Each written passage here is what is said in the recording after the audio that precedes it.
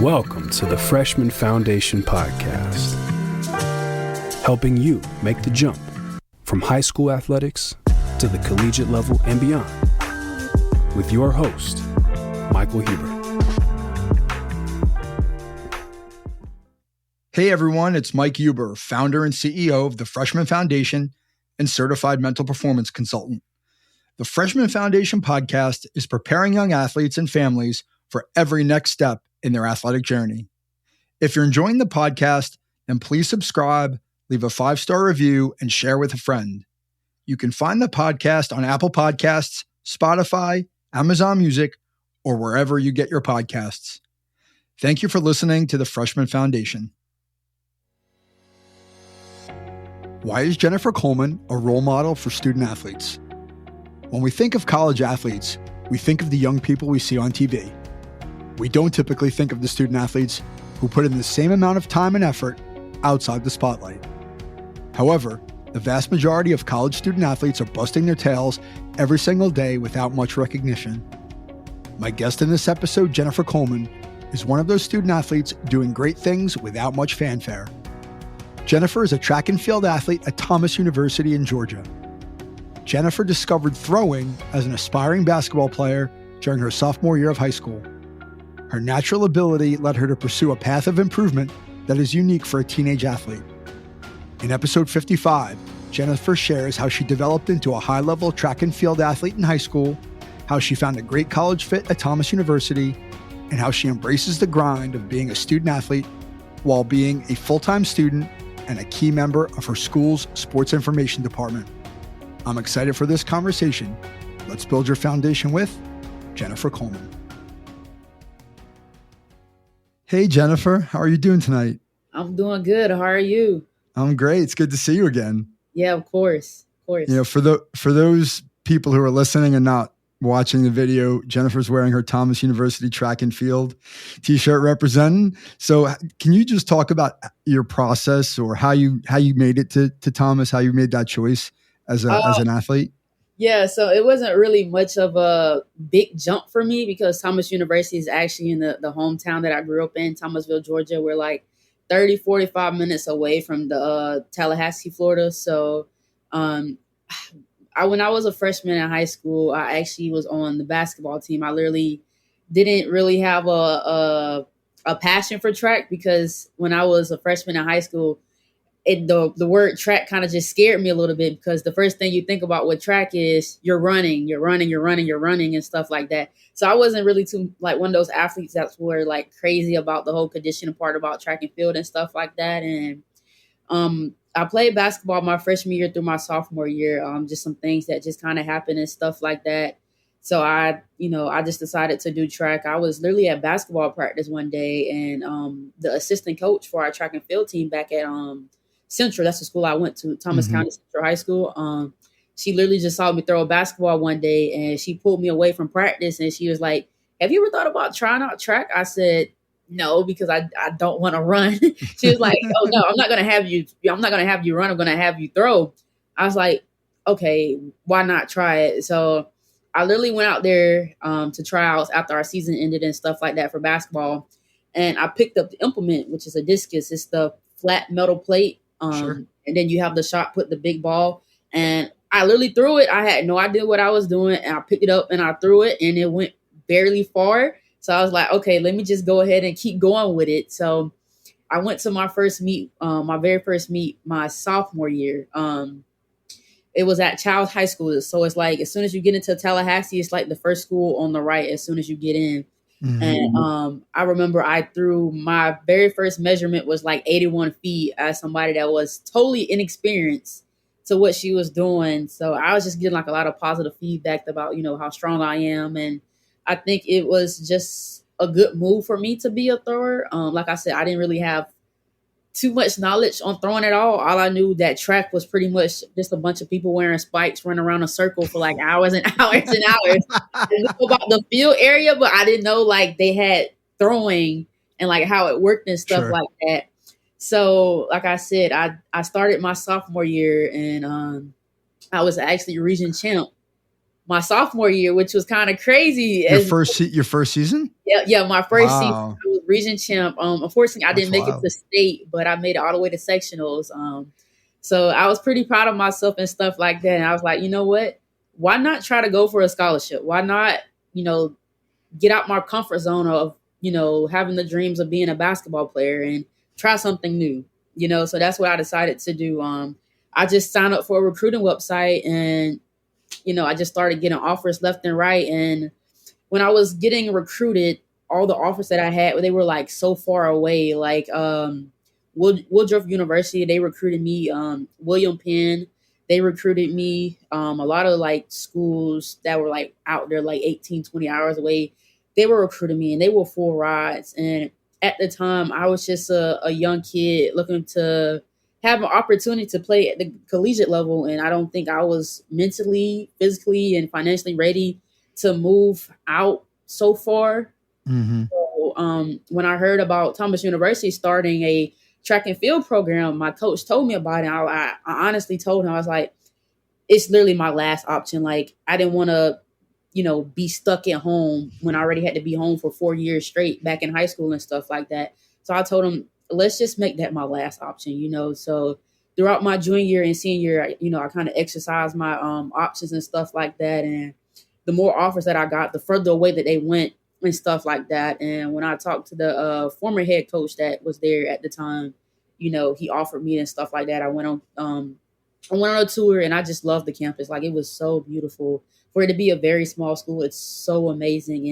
And when he told me, I could make history, that kind of just lit up a light bulb in my head. I was like, this is the time that I can like make something for myself, make people know like who I am and stuff like that, So when I told my parents about it, they were so excited, especially my dad. When I told him I had other offers, of course he was supportive and stuff like that. But when I told him that I got offered by Thomas University, he could not stop asking me about, hey, when are you going to sign? Are you thinking about, going to this school? And I knew with the excitement on his face, it was probably the right move for me to just go to TU right now. And I'm glad I did. So, I signed my letter of intent back in 2019. I haven't looked back. And Wow. Yeah, it was incredible. So I was pretty much like one of the first signees for Thomas University track and field program. I did a little bit of cross country in my time, but I'm more on the track and field side as a thrower and stuff like that. So right now, just kind of like looking, fast forward into this upcoming year, I currently hold all the throwing records. I hold the shot put, discus, javelin, and hammer record for outdoor, and then we just started an indoor season last year, and I currently hold those records as well. So I hold a total of 6 records, school records in total. Wow. We're in the Sun Conference. They're made of like Georgia and Florida schools. So we have like Southeastern University, Kaiser University, Weber International, Warner University, USCB, St. Thomas, Florida Memorial. So we have really, really good competition. And we've been in the Sun Conference for 4 years now.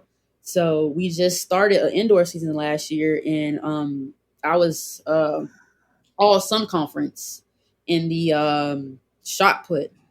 So that was pretty amazing. That's pretty cool. Yeah. So I made the all Sun Conference team my first year for our outdoor season.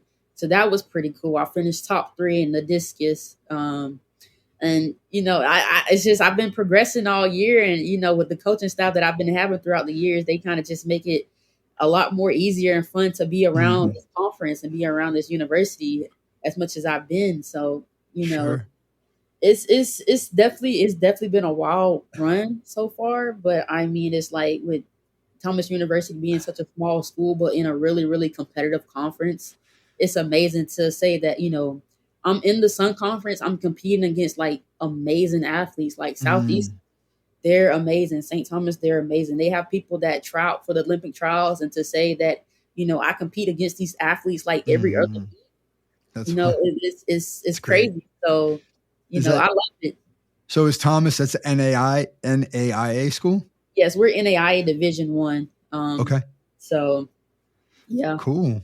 So I mean, there's so much in what you just said, right? So I'm curious about all of that, right? To go back to the beginning, right? So when you said you threw 81 feet, was that the discus? Yes, that was a discus, and Okay. saying 81 feet right now, it does not seem crazy, but to, the younger generation, like if they're in middle school or they're like first timers in high school, that might seem crazy to them. And I honestly thought it was crazy too. And, I was one of those athletes that will progress almost every other meet, especially my senior year. One of the coaches just said, I had a season of PR. So like every meet I was progressing about a couple feet and stuff like that. So, I went from like 81 to like 94, 96, and I eventually got into the 100s. I had my fair chance at, state and stuff like that. My senior year, I finished ninth in 5A in Georgia. So that wasn't pretty bad. So I kind of ended my senior year on a good note, which is good. I PR'd twice. So I went from 113 feet to 115 feet. And with the discus is kind of hard to explain without showing you how it works, but I was more of I didn't have too much of the technique, so I was pretty much just out there Right. picking up the implement, just throwing it. And I'm very strong for what I was back in high school, so I was really just, they call it punching, so you kind of just literally sling it out there, you don't kind of rotate. So I mean, for me to be throwing it like literally punching it like 113 115 feet is crazy. So it was Wow. really crazy. Yeah. Wow. So I mean, so what do you throw now in the discus? Just out of curiosity. 127. Right. So you've gone up over 50% on your distance, Yeah. and you're a junior now Yes, in I'm a junior. college. So Yes. like in five or 6 years, you've gone over 50% increase. That's amazing, right? To think how much from the time you picked up that discus to where you're at now, it's like, that's got to be a really great feeling. Not just because you're in college and you're competing against great athletes and you got a scholarship and all those things, but just from a personal perspective, to know that could do something really well just by doing it, and then continue to work at it and see this gradual improvement to the point where you're like a totally different athlete. Yeah.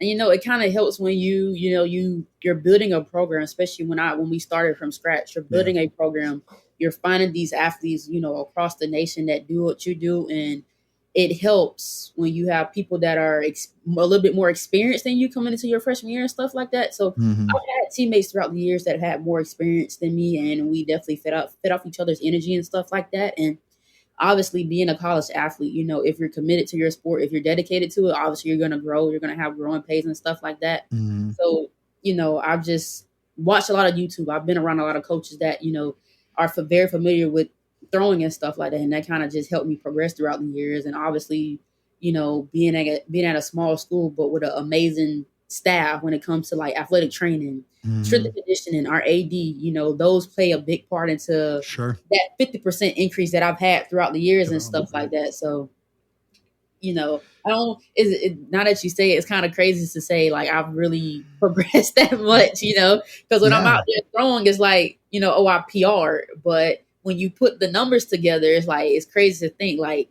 that's a big jump within, It's a 3 or huge 4 jump. years. Yeah. It's a Yeah. huge Especially jump. where I came from, not being as experienced. Like all I knew that you pick up this implement and you throw it. I don't know how to throw it, but I'm just going to go out in there and throw it in a bunch of things. So, as I've grown in this world with the throwing world and stuff like that, I've learned different techniques to see what works for me. And there's a lot of techniques out there, and everybody has their own technique that they learn from. And I try to, watch these other throwers when I'm at my meets and see what they do, ask questions and stuff like that. So I think, just being around them and, watching YouTube, going out to practice and stuff like that, learning new techniques have helped me progress over the years.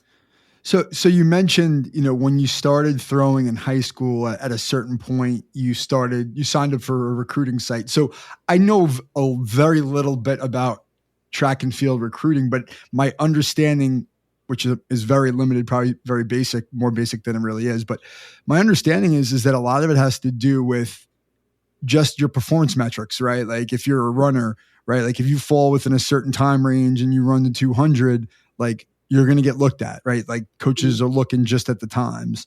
Like, Exactly. So is it the same way as a thrower? Like if you start inputting your data, your performances, and they see, oh, wow, this girl throws 81 feet, as a sophomore, like they're going to be like, hey, we're interested in her. Is that how it came to that's be? pretty much how it worked. I'm not gonna lie to you. I literally was just sitting at home one summer, and I was just scrolling through Facebook at the time, and I just saw this recruiting website, and I'm like, at Central, we went to a lot of local meets, and with me being so inexperienced, there weren't a lot of coaches looking at me. So I just tried to find a way to kind of get my name out there and stuff like that. And my coach, his name is Chad Ward. He's the son of Charlie Ward, the Heisman. Really? Yeah. Wow, that's so interesting. If he sees this, thank you for everything that you did, Coach Ward. But yeah. So wow. Yeah, it's pretty cool. He's an amazing coach. I love him to death. But yeah, he told me about a couple coaches, and he kind of told me about the website. So I decided to sign up for it. And a year went by. I started putting my film in. I started putting my stats and stuff like that. And that's when I started getting these invites to these camps and stuff like that. And I started just personally reaching out to coaches and stuff like that. So, I think throughout the years, there's a big increase on the way recruiting works as far as track and field. Because if you think about it with track and field and these other sports, it's hard for track and field to get actual film on themselves that's like good quality. Like with basketball, you're in an arena, you can get that content, versus if you're running, you're throwing and jumping, you got to go around this track. You got to find somebody to be at the throwing pit with you. You got to find somebody to be at the jumping pit for you to get that content. It's hectic. Yeah. So, shout out to all the track athletes out there that's getting film on them as much as they can. So, and, like with the summer camps and the summer meets, it kind of helps too, because that's like a big time for these college coaches to recruit and stuff like that. So, I just try to stay on that recruiting website as much as I can throughout my recruiting process to update my stats every meet that I PR'd in and stuff like that. So I think it kind of worked out in my favor at the end. Sure. So it sounded like, it sounded like, you said pretty plainly that, Thomas was sort of your last option. So when you were going through the process, like what were some of the things that were really important to you when you were looking for a school? Honestly, I was just, at the time, me being a 18-year-old kid, I was honestly just looking for somebody to just take a chance on me, because I wasn't one of those players on our team that was like an all-star, like, oh, she's like a D1 athlete, because we had those on my team at the time. I was just like your average athlete on a track and field team throwing. So, my numbers weren't that crazy back then, even though it may seem crazy as I was throwing 81 feet as a sophomore. But I was really just looking for a home that wanted to take a chance on me. I didn't want to feel like a number in the classroom. I didn't want to just feel like a number on somebody's roster. So I was looking for a place that, treated me like family. I felt like I was comfortable enough to go to just not my track and field coaches, but to the other coaches and my AD and my athletic trainer about, anything, even my professors. And I, with the schools that recruited me, they were so far away. I wasn't able to go out there and visit their campus. I can only look at, their website and the virtual tours at the time and, phone calls. And, granted, it was enough back then. But, after I got off the phone with them, I had to really think deep about, like, what am I really getting myself into? Am I going to go somewhere where, I have to kind of start from square one as far as like finding a car, making new friends and stuff like that. And that was really a big thing for me. I didn't want to be so far away from home where I was struggling to kind of make ends meet for myself personally. So when I heard about Thomas University, building a track and field program, one, it was an opportunity for me to write my name in the history books. That was a really big thing for me, to write my name in the history books and to make an impact at Thomas University. Two, the professors, when I heard about the way that they operate, they take their time with you. They're very friendly. That kind of drew me into, and just like the small environment that Thomas University has, it kind of drew me in a lot. Because when I went on my tour, I met some of the coaches and they didn't even know who I am, but they greeted me like they've known me for years. And I'm like, okay, I feel like I can just sit back and chill without feeling like so stressed out, because I'm an athlete. Yeah. That was really huge for me. So that definitely played a lot into it. Just having that family oriented campus style. Yeah. I mean, when I heard you a little bit before, like I could just see the smile on your face about like the way you feel about where you're at, like at Thomas, like the situation you're in. You could tell that you're genuinely like happy about the way things have worked out, which is great, because it's not, to your point, it doesn't always work out that way for a lot of athletes, right? They may go away from home. They may be homesick. They may not be playing as much as they want to play. And then that, that becomes a source of stress, not a source of joy, Right. And so, it sounds like, you found a really good fit for you. But I have to imagine that along the way, there've been some challenges. So like when you went from high school to college, what did that look like for you? Like, was it, what were some of the challenges maybe that you faced when you got on campus? Honestly, it was probably more of the adjustment from waking up at 8 a.m, going to practice at 3 p.m, and being done. And then when I got into college, I would get up at 9:30 in the morning to go to class. And then at 1:45, I would have to get dressed for a 2 p.m. practice and then have weights right after. And then, recovery in the training room and stuff like that. And then with my job and stuff like that. And I will say another thing, what drove me into TU was my job. Because I think if I told you earlier when we first talked that I was literally still in high school. I hadn't graduated or anything. And the AD at the time, Mike Lee, Mr. Lee, he called me. We got on the phone because my teacher, Mr. Young, his name is Randy Young. He's he runs the broadcasting program over there at Central. And when I told him that I was signed to TU, he told me about the sports information department that they had at TU. And he was like, you should give Mr. Lee a call and see what he can do for you. So I called him and, I introduced myself and I told him what I do at Central. And he did not hesitate to say, hey, I want you here.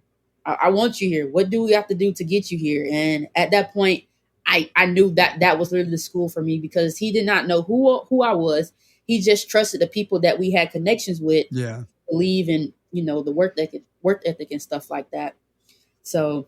Well, yeah, but I think, you're probably not giving yourself enough credit because when you're a high school senior and you're reaching out to somebody like that in a position of authority, basically asking for a job before you even got on campus, like that shows a lot of initiative, which I think is something I hear from a lot of coaches in general in the recruiting processes. Like, is this young person invested in their own recruiting? Are they sending the emails?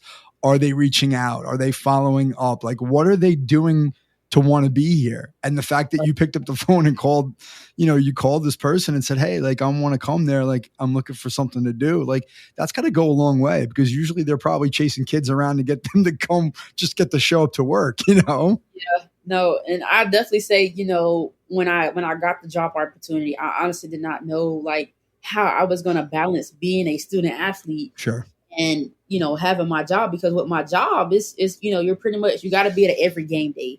You got to be behind the scenes, putting in stats, writing articles, taking pictures, doing videos, setting up a live stream. So I had to, figure out through that summer that I graduated, that summer where I graduated and stuff like that before the fall started, before I moved in, I had to figure out how am I going to balance being a student athlete and doing what I do.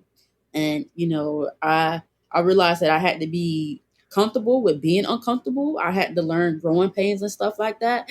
And when I moved in and, we started practice and I started getting my routine and stuff like that, it wasn't really a hard transition for me because the AD at the time, he made me feel like, if I needed anything, if you're struggling, just let me know. And I got your back and stuff like that. And I think, that kind of drew me in more to saying yes to the job opportunity and stuff like that. So, I would say for like any athlete that's in the process of their recruiting, you got to make yourself known. You can't depend on, seeing if there's going to be like coaches in the stand at your track meet because they might not be. They might be having their own practice. They might be at their own meets at the time and stuff like that. So you have to make an effort to put yourself out there in the collegiate world. Sure. It doesn't hurt to email a coach. It doesn't hurt to send out a letter. It doesn't hurt to text a coach saying like, this is who I am. This is what I have to offer to you. What can we work out? And that goes a long way if you do it the right way. It does.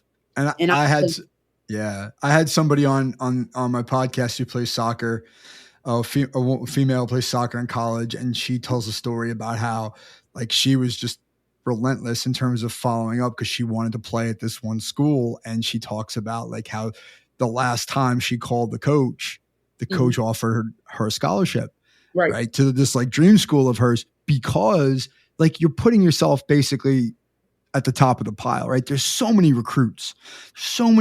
There's so many, they probably get hundreds of emails, hundreds of calls. There's so many kids on the radar. Like if you're not making yourself, to your point, stand out as a person about like, this is what I really want, this is what's important to me, then you're just going to be like everybody else. So unless you're like just an unreal athlete that everybody wants to have you, sort of a 5-star athlete, you want to call it that, it's kind of the way we think it in men's sports anyway.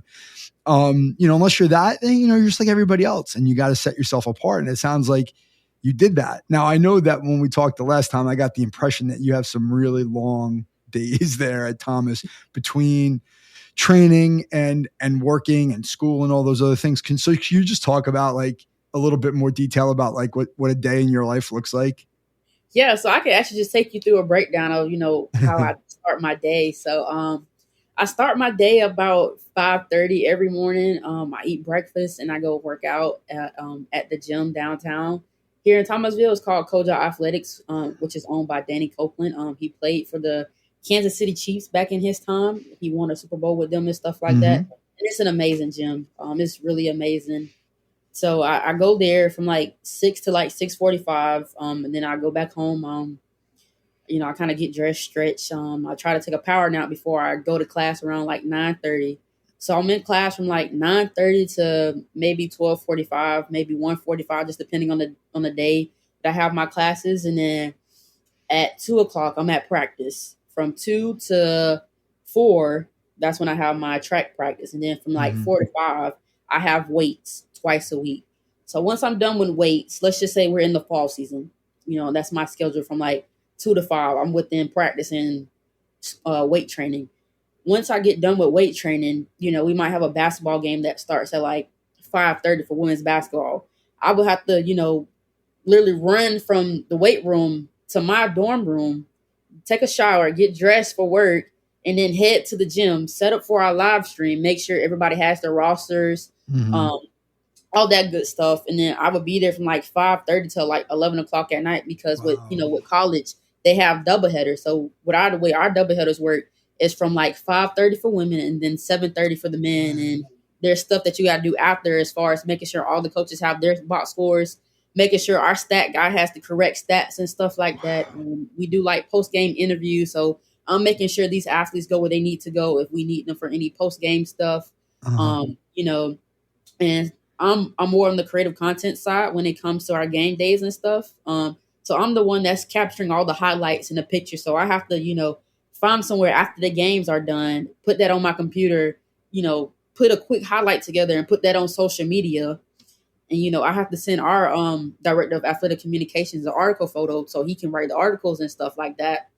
And then by the time that's done, it's probably maybe 11 o'clock, maybe. And I'm asleep by like 11:30. And then I start my day again at 5 and I just repeat 7 days straight. Now I will say on Sundays, I kind of take like a mental day to kind of get my work done for school and any extra pieces that I need for work and stuff like that. So with me, it's kind of like, I'm all work mode. I'm all track and field mode. I'm not the type to go party and, hang out on a Saturday night, because I just got too much going on to do that. And I take a lot of pride in my work. I try to present myself in a very professional way and stuff like that, because that goes a long way, especially with me being in the sports profession. You got to kind of represent yourself in a right way if you're going to wear your logo and stuff like that. So, my days go like, they're like day every day. And, I have the opportunity to travel with some of our teams. So like with women's basketball, there's been times where, I would go to class from like 9:30 to like 12. And then we'll be on the road at 2:00 in the afternoon and don't get back to like 3 a.m. because we just had a 5-hour road trip, and then I would be up at like 5 a.m. going to work out, because even though I might have long days, I don't want to break my routine as far as me being an athlete. Yes. I can't do that. Yeah. And I mean, there's really a lot of good stuff in there, right? Like one is like, it's a very mature approach for somebody who's 21 years old, to look at it as like, this is my responsibility. I take pride in it. Like I feel the need to put this front and center because not everyone's going to do that. Right. And not everyone's working the job like you're working, right? They're student athlete and then they're done at, 5 o'clock and then they just do whatever they do.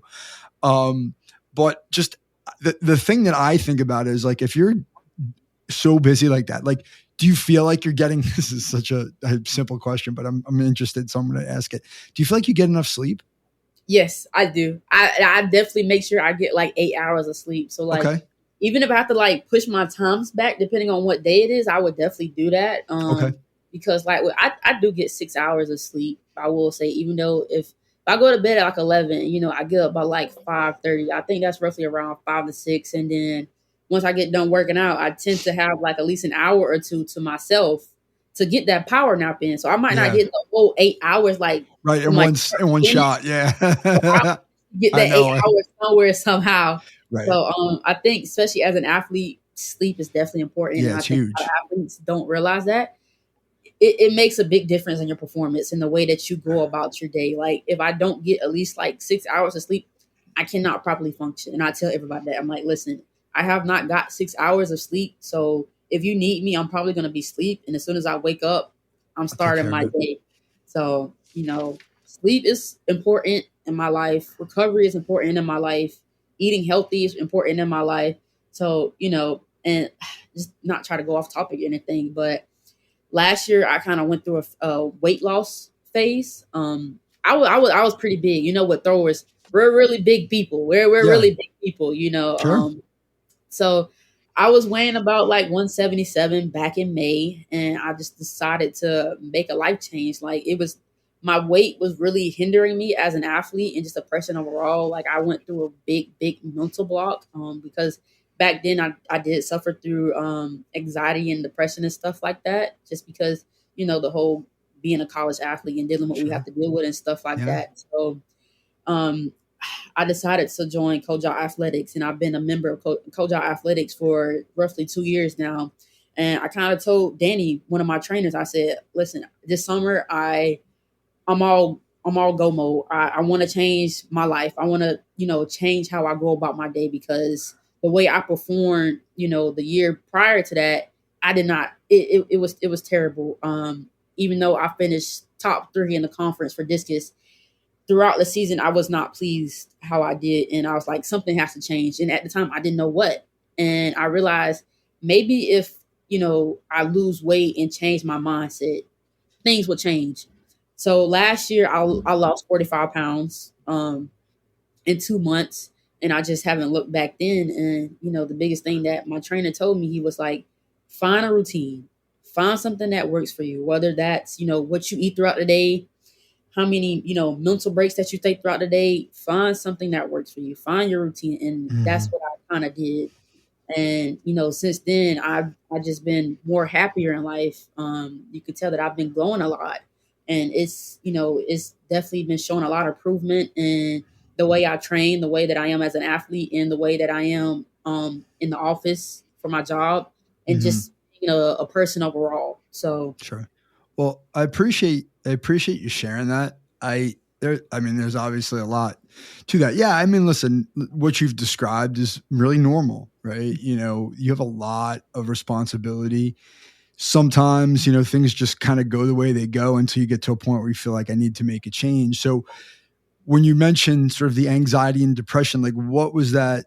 Like, what would you say that was related to? Was it related to your performance, to your body image, to something else, just the stress of life? Like what was going on there?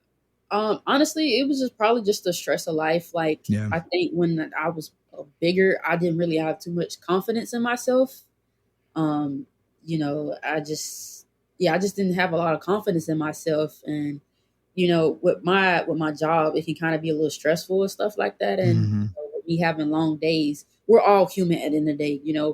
We all deserve our mental breakdowns here and there. So being a college athlete, dealing with what I have to deal with, I hold myself to really high standards. Mm-hmm. I put a lot of pressure on myself.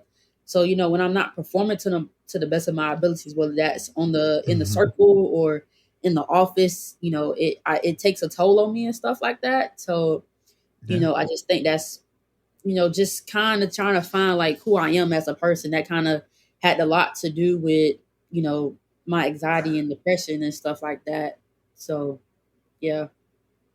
Well, I mean, certainly takes a lot of courage to talk about that openly. I've been through those struggles myself, so I understand that it's really hard. But I think what I'm hearing you say is you're somebody now who's really, more in tune with who you want to be as a person, Exactly. right? You're living the life that you want to live, which is really leading to feeling better about everything that you're doing. And I guess I'm curious, I mean, there's a stereotype, I guess is the right word, right? Like for throwers, right? If you see a stereotypical thrower, they're just like really big and thick and muscular. And, that causes them obviously to have the power to throw the implement a long distance. So like what effect has your body change, your weight loss, body composition change? Like what effect has it had on your performance, if any? Honestly, if anything, it didn't hurt me at all. It actually helped. Because I tell people this all the time: you don't have to be big to throw. It doesn't come within the stomach. It comes within the legs. Throwing is all about the legs. If you got strong legs, you got a good technique. That's all you need to throw. You don't have to be weighing 200 pounds to be throwing. Like there's um American Olympians. Valerie, she weighs like probably like 170, and she literally holds a record for America, and she's small. And I've got beaten by people that were smaller than me when I was big. So I don't even think like body weight has anything to do with throwing. It's more of if you're strong enough in the legs and the hips and you have the endurance and the strength to throw an implement, you can throw it. Anybody can throw an implement if you have the proper technique and the right strength training. Yeah. And I think the other, and you referenced this before, it may be in a little bit different context, but I think what I'm also hearing you say is, like, this is about like developing your whole person, right? Like it's not just the performance on the track because, right, like what you said is very common, right? I see it. I work with a lot of different athletes, track athletes included. When we're not performing up to our ability, it really saps the way we feel about ourselves because we feel like we're putting in all this work. We should be doing better. And we're really hard on ourselves, which is really stressful, right? And that carries over into other areas of your life. What it sounds like is you really found like, this is what I want to be. And like, in terms of, the way you feel about yourself physically, right? You probably feel healthier, you feel stronger, have more confidence about yourself in general. That carries over onto the track. And it sounds like that's exactly what you did. The other thing I heard you say before is just like, you've talked about all these different people in your life, like your coaches, the people in the program, like who are helping you develop as a person. Can you talk about their role in sort of that change or just your development in general? Oh yeah, absolutely. So like I said, I've been at Thomas University for 4 years, and there's never been a day where I woke up one morning, or I went to practice one day, or I went to class one day, and I literally just dreaded being there. I've never had that experience since I've been at TU. I've never had the thoughts in the back of my head that I really hate it here. I want to transfer. I literally wake up every day saying I'm glad to be a Nighthawk, literally. And I tell people that all the time. I'm glad to be at Thomas University. I'm glad to be a Nighthawk. I wear the green and white with pride. And a lot of that has to do with the people that I'm around every day, as far as the AD and, our softball coach and our flag football coach, our swimming coach, all the coaches there. Even my boss, he plays a big role into what I do and stuff like that. With him, it's just not all about work. He cares about what I do in the classroom. He cares about what I do as an athlete and stuff like that. And, that really makes me feel like, I matter. And like I told you before, when I was looking for a school, I just wanted to go somewhere where I felt like what I was doing was important to them. I just didn't want to feel like I'm filling another number on their roster to get them to a championship. And that's not how I feel like to you. I feel like what I do for my job and what I do as an athlete and what I do for the school as a person, they enjoy that. They enjoy being around me. And, we just got a football team. It's a military transition football team. So it's pretty much a program for kids that want to be in the service and play football as well, or veterans that want to play football and stuff like that when they're retired. And I just met these coaches and I feel like I've been knowing them for years. That's just how comfortable I am being around them, just talking about life in general, whether it's about work or what do I have going on for the week, or, what you're going to be doing for practice and stuff like that, So I feel like any of the coaches, I can just sit down and just talk to them, or, go to their practice and just have a conversation outside of sports. And I think that's a really big thing for athletics and, these athletes in high school, even in college. You got to find somewhere where you don't have to always be serious. Like, I'm a serious person when it comes to, track and field and work. But, there's times where you can just go to, if you're a softball player, there's times where you can go to a basketball game and just hang out with those other athletes and stuff like that and make friends and, just be involved in the community and stuff like that. And, TU, they're really big on that and stuff like that. So I'm just glad that I'm at a school where I can just talk to people that I'm not around every day, but when they do see me, it's like, I've been knowing them for years, even though I've only known them for 4 years and stuff like that. So I really just thank them for always being by my side when I needed somebody to talk to, just being there supporting me, whether it was for track or whether it was in the classroom, because they do care about me. They always ask me, what you got going on in the classroom? How's your grades? How are you doing? How did you do last weekend at your track meet? And I really appreciate that, because it's not every day where you find genuine people, like people at TU every day, and I really think that's a really big thing that TU really like hones in on. So, anytime like these coaches have recruits on campus, I try to tell them like, this is the place where you want to kind of start your career. If you're looking for a place where you want to feel comfortable, where you want to feel like you matter in the classroom and on your respective field, think about going to TU, So I think that the way you put that is really important, and it's well said, in the sense that you got to find a place that works for you. And I think a lot of times the choices that young people make about where they're going to participate in athletics in colleges, they get a little distorted, right? It becomes more about the recognition, the prestige, where am I going? What's the name on the front of my shirt?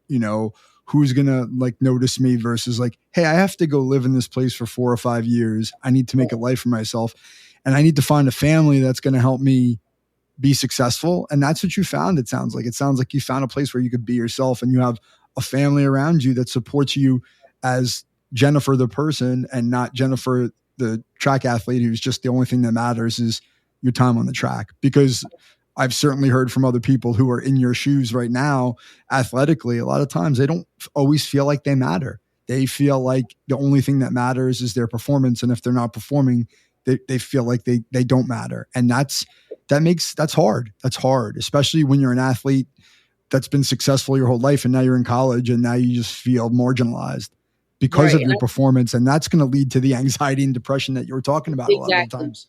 Exactly. So, thankfully, like I said, TU, they're really big on making sure that even if you're not on their roster, they're going to make sure that you're known in their presence, and I really thoroughly enjoy that. So, with the energy that TU has gave me throughout the 3 to 4 years that I've been here, I try to make sure I reciprocate that energy when it comes to my work. I really do appreciate, Thomas University just taking a chance on a kid that was just 18 years old, looking for an opportunity to make something of herself, So I try my best to give 110% for my job, in the classroom, keeping my GPA up, and just kind of, being a good person for the community and stuff like that. So that's awesome. And I can hear it in your voice. Like, you take a lot of pride. You said it, but like, I can see it in your face if you're watching this, and I can hear it in your voice that it's just like in a very, very important part of your life, and that, it's something you take a great pride in. So I guess I'm curious, like, so what's the next, the next phase of life look like for you, Jennifer? Like, where do you want to go after college? I want to stay in the athletic communication world. I love my job. I really love my job. I know I said it already, but I really, really, really love my job. There's never a day where I wake up and like, dang, I got to go to work. I love going to work. There's always an adventure in our office. You don't always hear that. Yeah, so I definitely want to stay in the athletic communication world. Like I said, whatever school that wants to take a chance on me, I'm all for it. I'm not holding myself to like one area, one city, one state. especially when I went to COSADA, there's so many opportunities out there in the world, so many. So, the biggest thing I can do for myself is just network, keep branding myself in the right and professional way. And, hopefully God has a door open for me that I can't see right now, but eventually he'll let me know when he's ready for me to see it. Yeah, but it also sounds like you've put yourself in a really good position for that door to open. And I think that a lot of times we underestimate our role in that, right? Yeah, there's some things we can't control and we have to have faith that things are going to work out, but you've prepared yourself and put yourself into that position by doing all the right things. And I think that, those opportunities, there's no doubt that they're going to come. So I guess, as we wrap up, the last question I usually ask everybody is, in some form or fashion, if you had to give one piece of advice, I would say to a high school recruit, an athlete who's thinking about competing in college and they're thinking about picking a school, like, what would be that piece of advice for them? Don't give up. I mean, I know it's kind of like the typical answer that you get from most people, but like literally don't give up. Like there's been times where, my mental health kind of won the battle a couple times and I wanted to give up, but it's like, I had to kind of find my second wind. I had to really dig deep and find my second wind. And, with the transition that I went through as far as my weight loss, that kind of helped finding my second wind.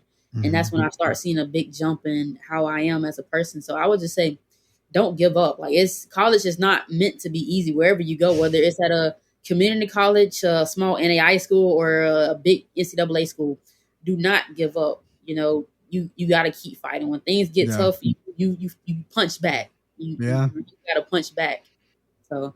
Good. I like that. I think that's important. And you'd be surprised. I don't always hear that on this podcast. And I ask that question a fair amount.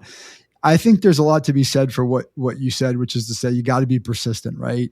Because it goes back to what you were just talking about, having those doors open. Like sometimes the doors don't open exactly when we want them to open, but they do eventually open if we stick with what we believe in. And that's, I think, really important because a lot of times it would be easy to give up and just turn around and go in a different direction because things aren't working out the way we want to. But if we believe in ourselves and we believe in what we're doing and you stick with it, things usually work out for the best. And it sounds like you've had that experience. So it's been really great to talk to you and, in this format. And I'm really happy for you. And I only wish you well going forward. And thanks for coming on.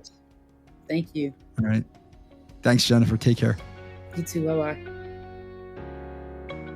So, what's your biggest takeaway from my conversation with Jennifer Coleman? My biggest takeaway is that anything is achievable with a great attitude and a desire to improve.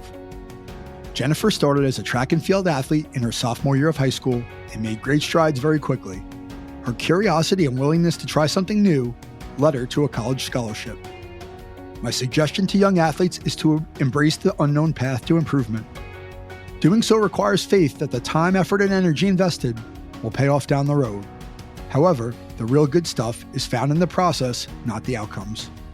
I want to thank Jennifer for her kind generosity and the wisdom she shared with the Freshman Foundation community. To learn how mental performance coaching can help your mind work for you rather than against you, visit michaelvhuber.com. Thank you for listening. We'll see you back soon for episode 56.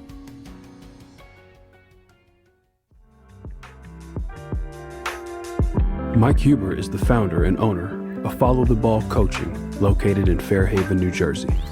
He is a mental performance coach and business advisor dedicated to serving athletes just like you reach their full potential on and off the court. The Freshman Foundation is all about helping you get to the next level.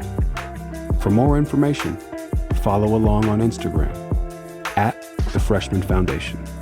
Please subscribe, give us a like on iTunes, Spotify, leave a review, tell a friend. Most importantly, come back in 2 weeks, ready to get better.